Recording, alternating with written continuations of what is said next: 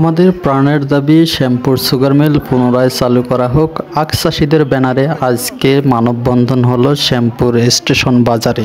Hello everyone, আসসালামু আলাইকুম। সবাই কেমন আছেন? তো আমার আজকের অন্যরকম একটা ভিডিওতে আপনাদের সবাইকে স্বাগতম জানাচ্ছি।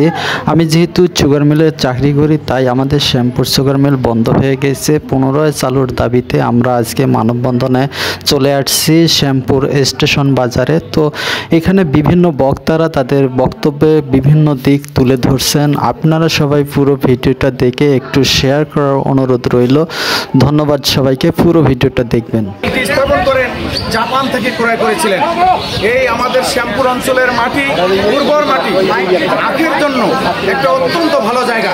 আমার এলাকার শ্রমিক, আখ চাষি এবং এলাকার অনেক আমাদের এখানে কোনো বন্যা হয় না, সে কারণে আমাদের আখটা প্রায় 10 থেকে 12 ফিট হয়। সেজন্য আমরা আমাদের চিনির যে রিকভারি সেটা আমরা অত্যন্ত পাই। দুঃখজনক সেই সরকার, সে আওয়ামী ফ্যাসিস্ট সরকারের আমলে 6টি সুগার মিলের মধ্যে সবচেয়ে উন্নত সুগার মিল, যে মিলটা কখনো বন্ধ হওয়ার উপক্রম ছিল না, এই শ্যামপুর সুগার মিলটিকে ঈর্ষান্বিতভাবে বন্ধ করে দেওয়া হয়েছে। আমরা আজকে অন্তর্বর্তীকালীন সরকারের মাননীয় উপদেষ্টা, উনি একজন আন্তর্জাতিক খ্যাতিসম্পন্ন একজন বুদ্ধিজীবী, উনি একজন নোবেল বিজয়ী। পৃথিবীর মধ্যে যত মানুষ বড় বড় নোবেল পেয়েছে তার মধ্যে একজন ডক্টর ইউনূস। আমরা শ্যামপুর অঞ্চলের 3 লক্ষ মানুষের প্রাণের চাওয়া পাওয়া, আমরা এই শ্যামপুর সুগার মিলটাকে উনি চালু করে দেবেন। আমরা আজকে এখানে বিভিন্ন পেশাজীবীর মানুষ, এখানে শ্রমজীবী মানুষ, কৃষক, শ্রমিক, ছাত্র জনতা, বৈষম্য বিরোধী সকল মানুষ আমরা এক জায়গায় হয়েছি। আমাদের প্রাণের দাবি অনতি বিলম্বে শ্যামপুর সুগার মিলকে কিভাবে চালু করা যায় এর প্রয়োজনীয় ব্যবস্থা গ্রহণের জন্য মাননীয় প্রধান উপদেষ্টা ডাক্তার মোহাম্মদ ইউনূস সহ উপদেষ্টা মণ্ডলীর সকল সদস্য সরকারকে আমরা বিনীত অনুরোধ করব এবং আমরা এই সরকারের আমরা সহযোগিতা করব। এদেশের মানুষ এই সরকারের পক্ষে আছে। আজকের এই দিনে দাঁড়িয়ে আবু সাঈদ সহ যারা এই বৈষম্য বিরোধী সরকারকে পতন করতে গিয়ে যারা আত্মহতি দিয়েছে, যারা মৃত্যুবরণ করছে, সেই শহীদদের আত্মার মাগফিরাত কামনা করছি এবং আগামী দিনে এদেশের ছাত্র জনতা, শ্রমিক, কৃষক মিলে আমরা একটা সুন্দর বাংলাদেশ গড়ে তুলব, এই প্রত্যাশা রেখে আমরা ডাক্তার ইউনূস মহোদয়ের আজকে দৃষ্টি আকর্ষণ করার জন্য আজকে সাংবাদিক ভাইদের মাধ্যমে এটা যাতে প্রচার হয় এবং মাননীয় উপদেষ্টার কাছে যায়, আমরা সে কারণে আজকে আমরা এই প্রখর রোদে আমার এলাকার মানুষ আমরা সবাই মিলে দাঁড়িয়েছি।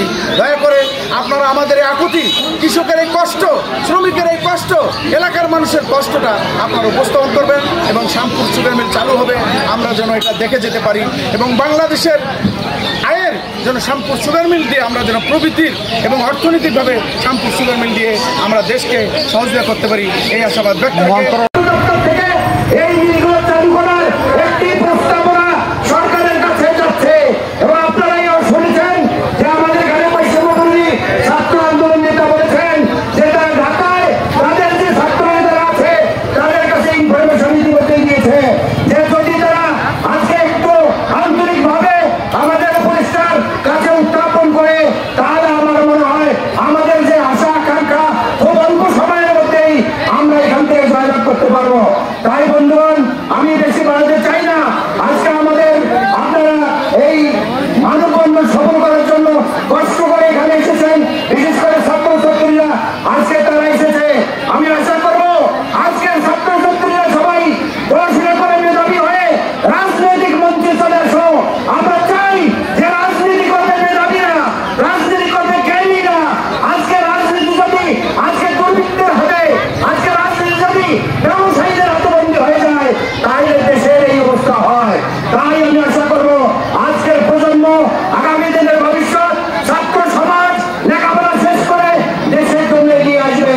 তারাই পারবে আজকে এই দেশের পরিবর্তন ঘটাতে। তারা রক্ত দেওয়া জানে। ছাত্রদের ইতিহাস, আমাদের বাংলার অভ্যুদয়ের ইতিহাস, আজকে 52-এর ইতিহাস, ছাত্রদের ইতিহাস, 71 সালের ইতিহাস, ছাত্রদের ইতিহাস এবং জুলাই 6-এর ইতিহাস, আজকে 24-এর ইতিহাস, ছাত্র জনতার ইতিহাস। এই ইতিহাসকে ভুলে গেলে চলবে না। আমি আশা করবো ছাত্র সমাজ আগামী দিনে লেখাপড়ার পাশাপাশি দেশ ও জাতি নিয়ে তারা চিন্তা করবে, পড়াশোনার পাশাপাশি দেশ জাতি গঠনে তারা আগায় আসবে এবং শ্যামপুরের আপামর জনগণের কাছে আমার দাবি, প্রাণের দাবি, আমাদের এই চিনিকল চালু হলে আমাদের